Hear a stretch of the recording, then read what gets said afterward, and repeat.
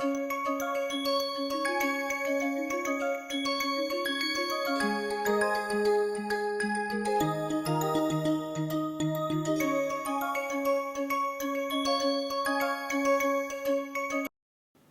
learners, welcome back to NPTEL online certification course on novel drug delivery systems.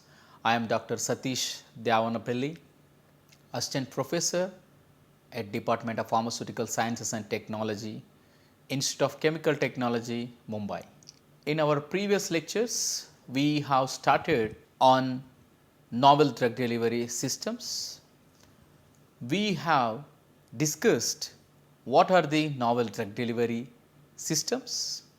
In that we have seen the importance of the novel drug delivery systems. After that, we had a discussion on the various types of the nanoparticulate systems, and then we have seen the other properties or terminology of the nanocarrier systems, and today we are going to discuss on the advantages of the nanoparticle systems. Then we will see the what are the limitations of the nanoparticle systems, and also we will see drug delivery applications. Then we will see the landscape of nanomedicine, and we will end our session with a case study. So, with the continuation of our previous lectures, we are going to discuss on the advantage of the nanoparticle systems. So, in our previous session we had a discussion on the few advantages of the nanoparticle systems. So, here we can see the owing to their small size, their potential to improve the therapeutic efficacy, the safety profiles of existing drugs, and their ability to be modified by suitable ligands for specific targeting to certain body areas for the treatment of numerous disease conditions. So, because of their particle size, so when you load any type of drug molecules or biological molecules, proteins, peptides and siRNA and DNA, when you complexation, after modifying their surface with the various ligands, you can enhance the efficacy by doing the specific targeting. For example, in case of the cancer treatment, you can target the various cancers by taking their specific ligands. Example, the transferrin and folate ligands and other type of the monoclonal antibodies. After conjugation on the surface, you can target into the cancer cells. So, the second point, this system is that they are versatile enough to be administered by most common routes. So, with these systems we can use it in the oral, parenteral and the dermal and the pulmonary and nasal systems. So, one type of formulation you can give it in the various routes. Yes, there are the routes which are there, you need to give the least particle size, that means below 100 nanometer, but in case of oral you can give up to 200 to 500 nanometer particle size. And what are the other advantages compared with the conventional nanocarrier systems? Definitely, if you use the nanomaterials, the solubility will enhance, because we are going to use various types of the lipids and other surfactants, and we will reduce the particle size, that will improve the solubility, and also stability of the formulation, that will also enhance the absorption of the various water insoluble drugs, especially BCS class 2 and class 4 drugs. So, drug release in controlled and sustained manner by using of various polymers, especially with the PLGA, polylactide co-glycolic acid polymer.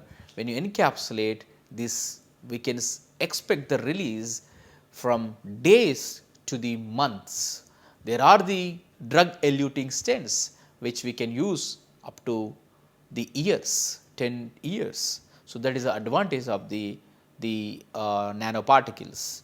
Now, also you can also reduce the dose because you are enhancing solubility and your efficiency is very high.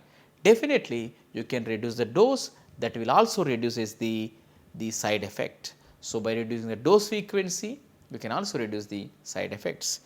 By encapsulating into the nanocarrier systems, you can also protect from the degradation of all type of the reactions. It may be some acidic or enzymatical or any type of pH changes which will also protect your molecule from the degradation that leads to the enhance the longevity in the blood. So, with that you can enhance the T half of your drugs. So, what are the limitations? So far we have discussed advantage, there are the limitations, but while doing the preparation we need to focus on this limitation. To overcome this limitation we need to take some of the strategies to protect from all type of the issues.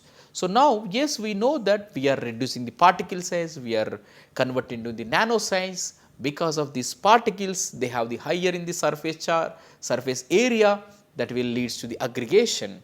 So, that is a poor colloidal stability, the high tendency of aggregation. How to overcome this? By adding of the stabilizers you can overcome the aggregation issues.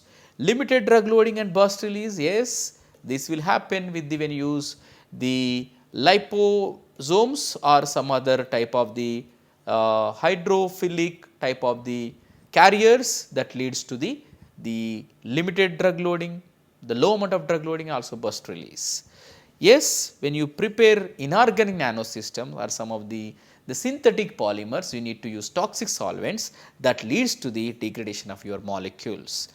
And these are we are using the synthetic and other natural materials, natural polymers and natural lipids.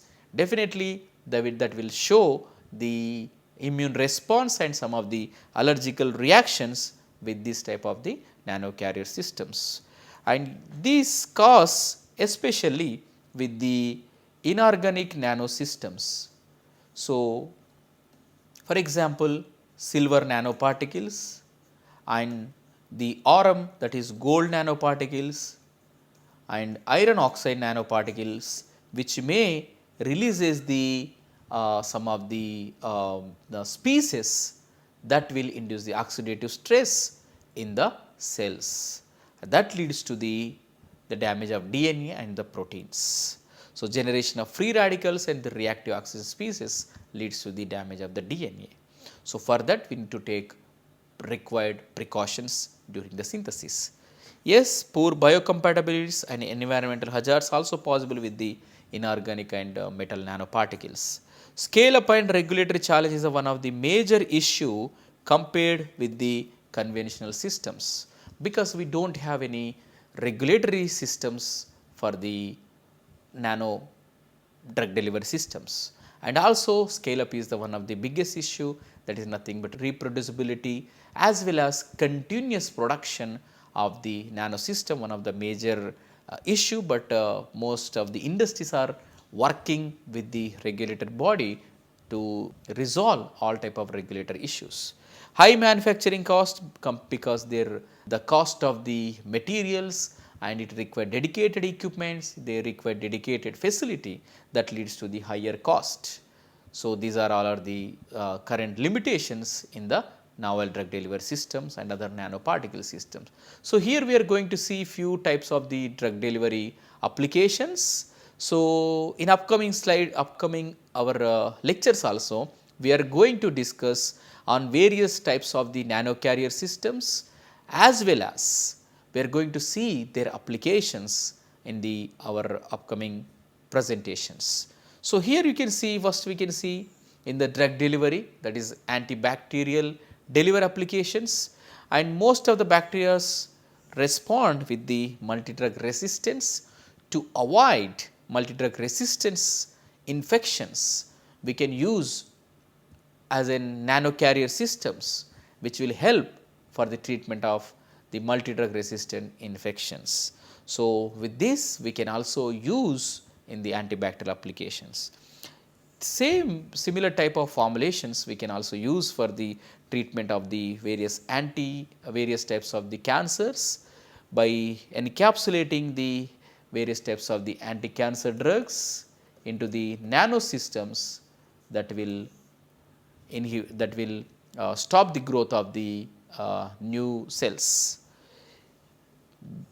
With the nanocarrier system, we can also target the various brain disorders which are called as brain targeting systems. So, like epilepsy and psychiatric disorders also can be targeted by using the novel drug delivery applications. You can also deliver various types of the antigens as in a vaccine delivery, and you can use virosomes that will also help for the vaccine delivery, that will protect from the various degradation, improve the stability, and that will improve the immune response of the vaccines. By complexing of nucleic acid, various DNA, mRNA, siRNA with the positive charged lipids and positive charged polymers, you will get a complex. So, that will help for the transfection of your molecules into the cells, so which is called as gene therapy. Ocular, nasal and pulmonary delivery are also possible. You need to convert your molecules into the nanocarrier systems that you need to deliver it. Definitely, when you compare with your conventional system, the nanocarrier system will show the better safety and efficacy. Molecular diagnosis. So, the inorganic nanoparticles can also work as in the contrast agents because of they have the unique optical properties, they have the unique physical properties, and they have the response to the various types of the light systems, and also they have the magnetic properties. With all this, you can utilize these iron oxide or silver nanoparticle and the gold nanoparticle, you can use it for the diagnosis of various diseases. And you can also use for the ultrasound, fluorescence, nuclear and computed topography imaging. So, this is a landscape of nanomedicine. So, now here we will see the initiation of the liposomes, and we will see the current status of the liposomes. Here you can see in 1964 the first liposome is discovered, and then after that, so people are trying to improve the efficiency of the various nanosystems, and after that we can see the first control release polymer systems which is developed in 1976, and the first published dendrimer in 1978, and after that you will see the targeted liposome. Now, you will see the improvement from the 1964 to 1980. So, these are the conventional, and here you will see the targeted liposomes, and then people have discovered, the scientists have discovered the EPR effect, and then we will see the further improvement in the various nanosystems, that is the long acting the nanosystems by using the polyethylene glycol. And here also we can see there are the first approved molecule, that is a doxorubicin loaded liposomes, which is approved in 1995. And after that we will see there are so many molecules which are approved by the FDA. So, these are also polymeric micelle with the paclitaxel, that is used for the anti-cancer applications in 2007, and 2008 you will see the various siRNA molecules and also the first targeted control release polymeric nanoparticles which are entered in the clinical trials in 2011. So, there are so many products are available in not only with the polymers and lipids, there are the inorganic nanoparticles which are used for the as in a MRI contrasting applications. And here you can see the conceptualization of nanomedicines, then clinical validation, commercialization, and expansion and refinement of the various nanomedicine is going on. Last slide we have discussed on the scale up and regulator issues. So, that is also going to resolve in a future.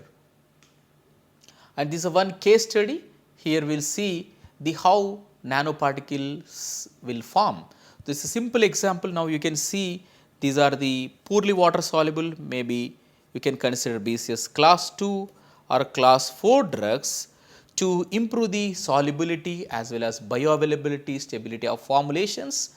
We need to reduce the particle size. When you reduce the particle size, you will see the enhancement or improvement in the surface area that leads to the water solubility. And definitely, if you improve the solubility, and you will see the higher bioavailability because of the higher absorption, because the solubility and the permeability are two rate limiting steps for the bioavailability. When you reduce the particle size, you will get in the nano range. So, here by using various nanotechnology applications, you can reduce the particle size. So, these are the nanocrystal, drug crystals, and you can also modify the surface with the stabilizers. So, here is a one equipment that is called as high pressure homogenization process. So, here what we do, here we pass microparticles which are drug particles through this instrument. At high pressure, we reduce the particles into the nano range. So, after the processing, you will get the particle size within the nano range, which will enhance the solubility as well as permeability. So, here we will see one case study also. So, here you can see the surface area 6 centimeter square, that is very high, that is you can say the microparticles, and the surface area is increased very comparatively very less. But now you can see after the nano size, you can see the surface area of definitely the surface area of after high pressure homogenization, this is very high compared with the microparticle. Now you can see here this is the 3 micron size. After reduction with the high pressure homogenization, you will see the 30-fold reduction of the particles, and these are the size. Yes, here also you can use the stabilizers, which will are approved stabilizers for the treatment of the formulations. So, here we will see one more case study. So, these are the lutein studies. So, this is a reference for this study. So, here lutein is a water insoluble molecule. So, to see the penetration and the dissolution profile, so the scientists have the process through the high pressure homogenizer to get the nano suspension, and they compared their native powder. Now, you can see the time versus dissolution. So, with this case study, we will understand how the nano formulation will improve the dissolution as well as the efficacy. So, here you can see the market products which comes in the powder form in a capsule. So, you can see the dissolution, the solubility, or you can say the dissolution at different time intervals up to 3 hours, and whereas after nano suspension you will see the improvement. So, that is almost near to 75% from 25 to almost 30 to 75% improvement. So, now here you can see, so once you have done the solubilization, when you see improved the solubility, definitely you will see their improvement in the permeation as well. Now, you can see this on y axis, you will see the permeation and the time. So, you will see less than 5% is the permeation through the skin. But now, whereas here you can see there is a huge improvement in the suspension, almost it is increased from 5% to the 60%. So, such type of outcome you will see with the help of the nano suspensions. So, any type of drug molecules which you can convert, especially BCS2 and BCS4 drugs, you need to reduce the particle size by using high pressure homogenizer or some other technique. So, definitely you will see the improvement in the solubility and the dissolution profile. So, after that you can convert that the nano suspension into the the pellets, that is lactose based pellets, then further you can fill it in the capsules that will show the higher solubility and as well as permeability. So, with this we will stop today's lecture here, and these are the various references. So, if you are more interested to read, and you can go through all these references, and so today we will conclude our session. We learn what are the advantages of the nanocarrier systems, and also we have seen the limitations of the nanocarrier systems, and with one case study we will understand what is the role of the nanoformulation in the drug delivery and other nanopharmaceutical applications. So, with this we will stop today's session. Thank you so much.